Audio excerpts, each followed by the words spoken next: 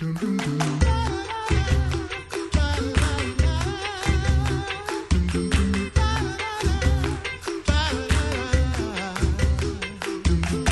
listening to The Coffee Hour. I'm Andy Bates. I'm Sarah Golseth. It is Friday, August 2nd. Happy Friday, everyone. Happy Friday. The LCMS Convention, the 67th regular convention of the Lutheran Church Missouri Synod, just took place, last week? It was kind of over the weekend. Oh, wow, that was last week. Yeah, not too long ago. Took place recently. And this was, as I understand it, the first convention at which there was a servant event, I believe so. serving a couple of communities and organizations. Joining us by phone this morning, Sheryl Dewitt. She's with Redeeming Life Outreach in Sanford, Florida. Sheryl, thank you so much for being our guest this morning. Oh, it's my pleasure to be here. Thank you. Tell us about the work of Redeeming Life Outreach. Redeeming Life Outreach Ministries was founded in 2013, and we are here to support a life decision that a mother in a crisis pregnancy is faced with. Oftentimes, women feel like abortion is their only option when they are either homeless or in an abusive relationship because they have nowhere safe to go. So at Redeeming Life, what we do is provide not only a home, a safe and warm and beautiful home for the women to live in, but we come alongside them with program services and, most importantly, spiritual support. So at the convention, there was a servant event that benefited Redeeming Life Outreach. Tell us about this servant event and what this benefit is for you. Yeah, what a beautiful thing for the LCMS to do is to add a servant event to the convention. It's I thought it was beautiful to see the work of the church going on in the business format and caveating that with a servant event, because at the end of the day, the church is about service and proclamation.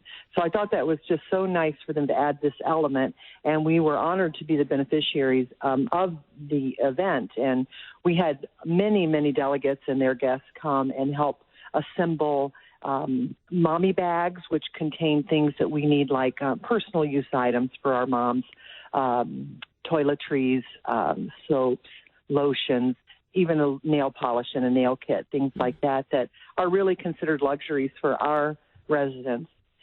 We also assembled baby bags, so we had diapers and wipes and all of the little necessities you need to care for your baby, along with household items as well, sheets, towels, washcloths, and things like that. So there were quite a few people serving. They made over 150 baskets, and those baskets not only benefited Redeeming Life in Sanford, but also Amigos de Cristo in Immokalee, Florida. So we shared the benefit across the two RSOs. What was it like to be there among the crowd as they were working on the baskets, and what was the atmosphere like as the servant event was taking place? The people were very excited to be doing something active and to actually be putting these gifts together for these mothers who might otherwise have chosen an abortion for their baby, that they can provide services to them, that they can help in some small way to show their support for the church. So it was very exciting. It was right in the middle of the open floor, right below where the convention was taking place, so everyone could see it. It was front and center, and the excitement among the people and was really, really great to see, and how they come together to serve God's people and to just do it so joyfully. How does an act of mercy like this affect the women who you serve? How does that maybe change their perspective long term, or help them to understand the work of the church? Yeah, that's a great question. And when you come back home from an event like this, the women don't necessarily know much about the Lutheran Church Missouri Synod or, organized religion at all, for that matter. So when they come, and we brought the van home with all of the goods there, and the girls were helping us to unpack and sort, and they were really overwhelmed by how people who don't even know them can reach out and provide. And that, I think, not only does it overwhelm me, but it overwhelmed them. And it was a real special moment on that Sunday afternoon when we were delivering the items, and the girls saw not only the love that we provide to them because of Christ, but that the entire church provides for them and others. And it was really very special. This servant event certainly will serve the women that you're caring for, providing services to now. How will this just this one servant event make a difference for Redeeming Life Outreach? You said there were so many baskets, so many kits put together. How long do you think that this will be helpful to you? It'll be an ongoing gift for us up to probably 6 months as our girls transition from maternity home to transition, and we also have other women that we serve and come in contact with that aren't necessarily residents. So we think these supplies will last us in these specific ways at least 6 months, and that's such a benefit, obviously financially to the ministry, because those are things that we don't have to spend resources on, but it just is just an overall benefit for all of us to see that the church loves us. And sometimes you feel like you're down in the ministry all by yourself and you're just working at it, and it's just really wonderful to realize that there's a whole church out there supporting the mission work that we do, and that's exactly what it is, that the mission work that we do in this small town called Sanford. This certainly was a servant event of the people, the delegates and others, the other attendees at the convention, guests at the convention. But there were several organizations also that teamed together to help make this happen. How is this just one example of how collaboration among organizations, congregations can really make a difference for an outreach such as yours? Yeah, the support that was received, I know that Nicole Ridley and Deaconess Kranz did great work in seeking support from multiple organizations. And I think it shows you that the impact that when we work together that we can have to support ministries all over our Synod in the world, for that matter.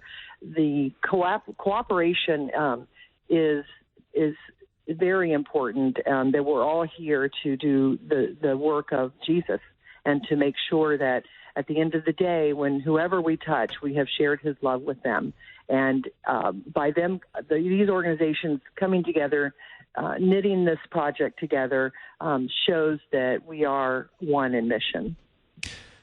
The collaboration that happened here, among the attendees, is an example too, I think, of what we can do in our own congregations, in our own communities. This was just one specific event. The convention happens every 3 years, but things like this, projects like this, could really happen in our own communities back home, with just some cooperation, some collaboration to make a difference.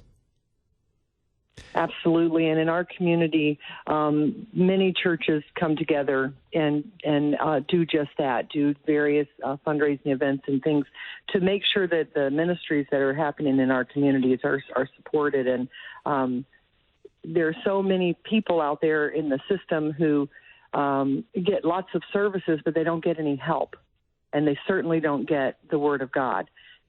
So it's really important that we do find that common thread along all the lines in the churches. The support we have here in Central Florida of our district churches is tremendous, and their response to this ministry is uplifting, because we need to be offering women who are scared, have no other options, at least they think, than to abort their child. We need to get behind that message and provide support services. So we can't do it alone. We do it through the community and through our church body. Definitely a great example of affirming life, not only the birth of that child, but also providing support for that mother, for that child, for the family to help keep them. Provide for them in their earthly needs. And as you pointed out earlier, this may be their first really connection to understanding their spiritual needs as well, and hearing that Jesus loves them and cares for them and provides for them. And this is one way that he's doing that is in providing for them. Sheryl, just, I know that stats aren't always a favorite thing, but roughly how many women and children have been served by Redeeming Life off the top of your head, if you recall? Yeah, we have a maternity home that can house up to 6, and our transition house, which just opened last year, we're so pleased to have that, can take 3 moms and their children. So overall, we've had 32 women reside at our home in 5 short years, and we've baptized 20 babies and a couple of mothers as well. So you're right. Statistics don't always tell the story, because with a ministry like Redeeming Life, we're a long-term, deeply rooted ministry where we help for up to 3 years one woman between maternity home and transitional living. Our goal is to have them be completely self-sustaining, off government aid, and living a healthy and happy life on their own after 3 years. Wow. Takes a long time to deal with homelessness and to deal with it deeply and real and really help. Thanks be to God. Those are some of our numbers. Yes, thank you. Thanks so much. Sheryl Dewitt, Redeeming Life Outreach in Sanford, Florida. Thank you for being our guest on the Coffee Hour today. It's my pleasure. God bless you all. I'm Andy Bates. I'm Sarah Gulseth. And Sarah is a production of KFUO. To support the Coffee Hour and KFUO Radio, visit KFUO.org. You can also text KFUO to 41444 or send an email to gifts@KFUO.org. And you can call us at 800-844-0524. KFUO. Christ for you, anytime, anywhere.